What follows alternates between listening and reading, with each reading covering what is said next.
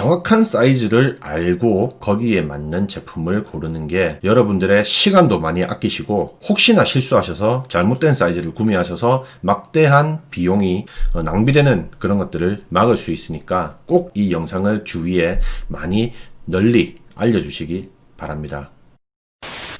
안녕하세요. 스타레 아까사TV의 김영국입니다. 지난 시간에 이어서 오늘은 30평형대에 맞는 가구 사이즈를 고르는 방법에 대한 영상을 찍어 볼 텐데, 일단 1편을 보지 않으신 분들은 꼭 1편을 보고 오시기를 추천드립니다. 여기에 제가 링크를 달아 드릴 테니까 꼭 보시고 오시고요. 해당 사항이 없는 평수라 하더라도 가구 배치에 대한 기본적인 이해를 하실 수 있게끔 도와드리는 영상이니까 꼭 보고 오시도록 하고요. 제가 앞전 영상에서 여러분들의 안구를 너무 과대평가한 부분이 있었습니다. 왜냐면 엑셀로 제가 정리를 해드렸는데 이게 너무 글씨가 작아가지고 잘 안 보인다는 피드백이 좀 있었습니다. 그래서 복습하는 시간부터 한번 가져볼게요. 이건 그 정지 화면으로 해놓으시고요. 캡처를 해놓으세요. 캡처를 해놓으시고 나중에 천천히 필요할 때 보시면 됩니다. 요 내용은 요 앞전 영상에서 설명을 드렸던 내용이기 때문에 다시 한번 설명드리지는 않을 거고 영상을 캡처해 놓으시길 추천드립니다. 30평형대에 대해서 설명을 좀 드리도록 하겠습니다. 30평형대가 되니까 장롱 사이즈가 3600 사이즈가 됩니다. 20평대는 3100 사이즈에서 내외 정도가 됐었죠. 3600 사이즈가 되고요. 우리가 흔히 말하는 12자가 됩니다. 침대는 K 사이즈 추천드리고 장롱이 없으면 LK 사이즈 추천드립니다. 협탁은 양쪽에 놓는 걸 추천드리고요. 화장대는 기본적으로 파우더룸이 거의 있습니다. 서랍장이 필요하시면 기존에 제가 말씀드렸던 것처럼 와이드 체스트의 거울로 이용하셔도 무방합니다. 거실은 소파가 3000이 우리가 흔히 말하는 4인용이고요. 보통 2800에서 3200까지를 4인용이라고 부릅니다. 소파 테이블, 거실장을 마찬가지로 장롱과 똑같은 사이즈의 거실장이 들어간다고 말씀을 드렸습니다. 주방은 1600 내외, 주방의 크기 따라서 1400에서 1800까지 현실에 맞게끔 조정하시면 되고요. 비고사항은 똑같습니다. 그러면은 아파트 도면을 보고 설명을 좀 해드리도록 할게요. 도원동, 도원, 삼성 레미안 평면도 보기. 네, 평면도에 여기 보면은 108 타입이 있거든요. 이 108 타입이 우리가 흔히 말하는 32평 크기라고 보시면 됩니다. 요걸 그림판으로 도면을 열었습니다. 보시다시피 이 방이 가장 큰 방이고요. 우리가 흔히 말하는 안방, 침실 1입니다. 제가 장롱을 놓을 때는 어디로 놔야 된다고 말씀드렸죠? 이 아무런 간섭을 받지 않는 이 면에만 장롱을 놓을 수 있다고 말씀드렸습니다. 사이즈를 한번 볼게요. 3900이라고 나옵니다. 3900, 자 여기서 제가 뭘 빼야 된다 그랬죠? 네, 바로 벽 두께를 빼야 된다고 말씀드렸죠. 3900에서 200을 뺍니다. 그러면은 3700이라는 수치가 나오죠. 자, 여기 엑셀을 보시면 3600이라고 나와 있습니다. 우리가 흔히 말하는 12자 장롱이 들어가는 전형적인 아파트입니다. 자, 여기다가 우리가 침대를 이제 놔야 되는데 침대를 요렇게 길게 놓을 수도 있고요.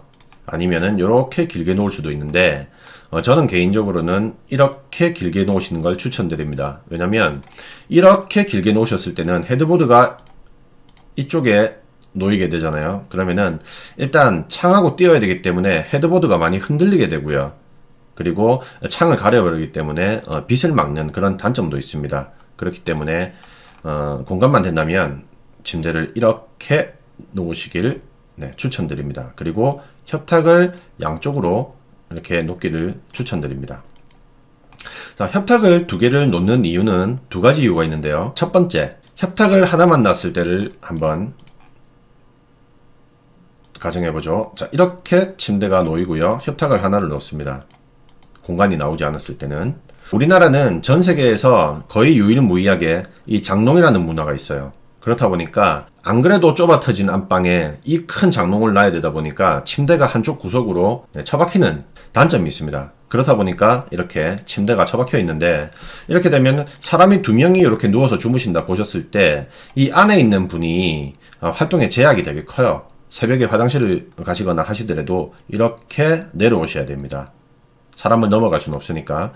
또 이분이 이렇게 주무시고 계실 때 늦게 들어오셨다 하더라도 이렇게 올라가야 돼요.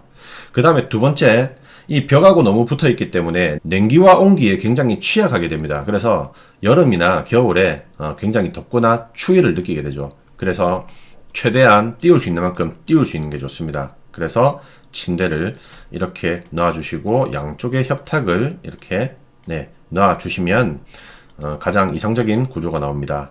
그래서 양쪽에 스탠드를 올리시고 또는 휴대폰 충전기를 올리셔서 주무시기 전에 스마트폰 많이 하시잖아요. 충전도 바로바로 하실 수 있게끔 이렇게 구성하시기를 추천드리고, 그리고 요 반대쪽에 화장대 와이드 체스트에 거울을 올리시길 추천드립니다. 이렇게 하면 안방이 다 끝이 났습니다. 그리고 제가 거실장이 어디에 놓인다고 말씀드렸죠? 바로 안방과 거실을 분리하고 있는 이 벽을 등지고 거실장이 들어간다고 말씀드렸죠. 이 거실장이 들어갈 수 있는 공간은 장롱과 똑같은 사이즈에 동일하게 들어간다고 말씀드렸습니다. 여기도 마찬가지로 에어컨이 이렇게 들어오게 됩니다. 에어컨은 항상 소파의 옆에 가게 됩니다. 그리고 소파는 이 공간에 들어가게 되겠죠. 카우치가 되면은 이런 식으로 튀어나오게 될 겁니다. 이쪽에 보시면은 주방에는 보통 이런 구조는 여기에 아일랜드를 설치하시는 게 좋습니다. 그래서 주방도 굉장히 넓어지고 다용도로 쓰기에 굉장히 좋아지죠. 만약에 아일랜드가 있다면 식탁을 이런 식으로 놓으시고 의자를 3개 이런 식으로 또는 이쪽에는 요즘 벤치형 많이 하시니까 이런 식으로 놓으셔도 무방하게 되겠죠. 식탁을 만약에 이렇게 놓고 싶다 하시는 분들이 계실 수도 있는데 이 구조가 좋고요. 지금 이 상황에서는 만약에 한번 이렇게 놓는다고 한번 보죠. 이렇게 한번 놓는다고 보겠습니다. 그러면은 여기에 보면 2700이라는 수치가 나옵니다. 2700에서 다시 벽 두께 200을 뺍니다. 그러면은 2500이라는 공간이 나오는데 사람이 지나가는 이 길은 최소 못해도 1m 정도는 확보해 주는 게 좋아요. 그러면은 1000을 뺍니다. 그러면 식탁을 1500 정도 수준밖에 못 놓거든요. 하지만 이런 식으로 놓게 되면 충분한 길이가 나오니까 이렇게 놓으시기를 추천을 드리겠습니다.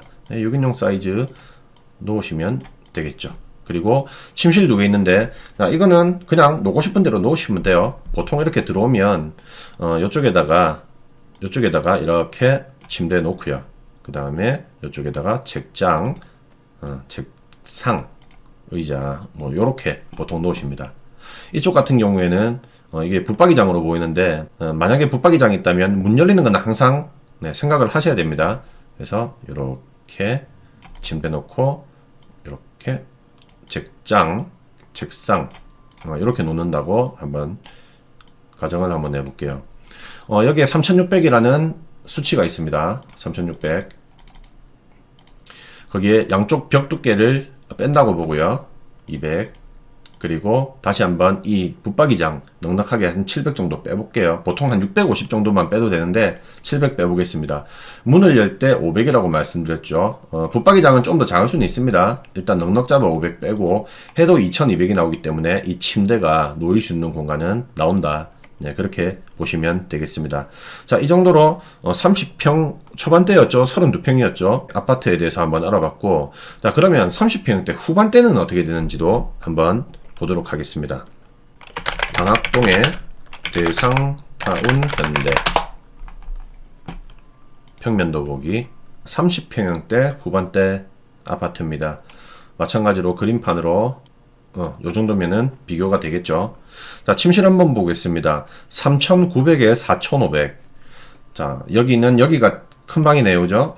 3900에 4500. 똑같습니다. 두 번째로 큰 방을 한번 볼게요. 여기 보면 3000에 3300이라고 돼 있죠. 그러면 38평을 한번 볼까요? 3900에 3300이라고 나오죠. 3900에 3300. 여기는 3300에 3000. 확실하게 두 번째 방이 훨씬 큽니다.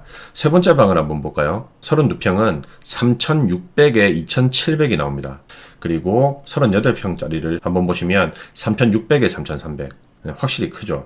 그래서 30평대 후반으로 가면 뭔가 새로운 것들이 생긴다기보다는 조금씩 다 커진다고 보시면 돼요. 거실도 커지고, 거실도 한번 볼까요? 거실도 3900에 4200이죠. 여기 보시면 3900에 4800입니다. 훨씬 커졌죠. 이런 식으로 집이 조금씩 커진다. 물론 아주 오래된 집은 한 38평형 정도만 돼도 방이 4개로 빠지는 집도 있습니다. 근데 그거는 아주 옛날 집. 네, 그렇게 보시면 되고, 보통은 40평형대가 넘어가야 방 4개로 빠지는 구조가 보통 일반적인 형태라고 보시면 되고요. 38평형대도 어차피 열었으니까 한번 구조를 한번 보도록 할게요. 네, 30평형대까지 이제 설명을 다 드렸고, 제가 지난 영상에 말씀드렸다시피 사실은 가구를 고를 때 가장 중요한 부분이 사이즈예요. 그렇기 때문에 가구를 보러 다니시기 전에 먼저 우리 집에 정확하게 어느 정도 사이즈가 들어가는지를 밀리미터 단위로 정확하게 실측을 하시고 보러 다니셔야 됩니다. 가구는 배송하는데 비용이 굉장히 많이 듭니다. 본사에서 물건을 내려받아야 하고, 그리고 다시 고객집에 가져가야 하고, 그걸 설치를 해드려야 되고, 그랬는데 바꿔달라고 하면 다시 본사에서 다른 사이즈를 내려받아야 되고, 다시 방문을 해야 되고, 교체를 해야 되죠.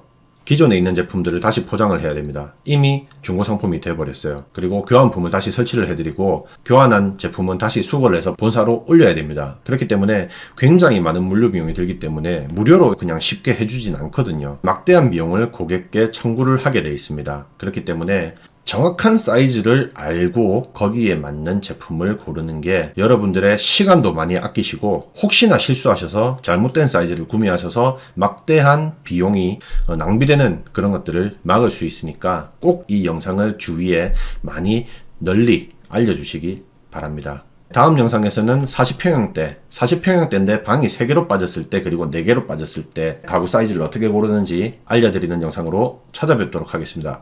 고맙습니다. 구독하시고 보고 계시죠? 알림 설정하고 좋아요 꼭 부탁드립니다. 고맙습니다.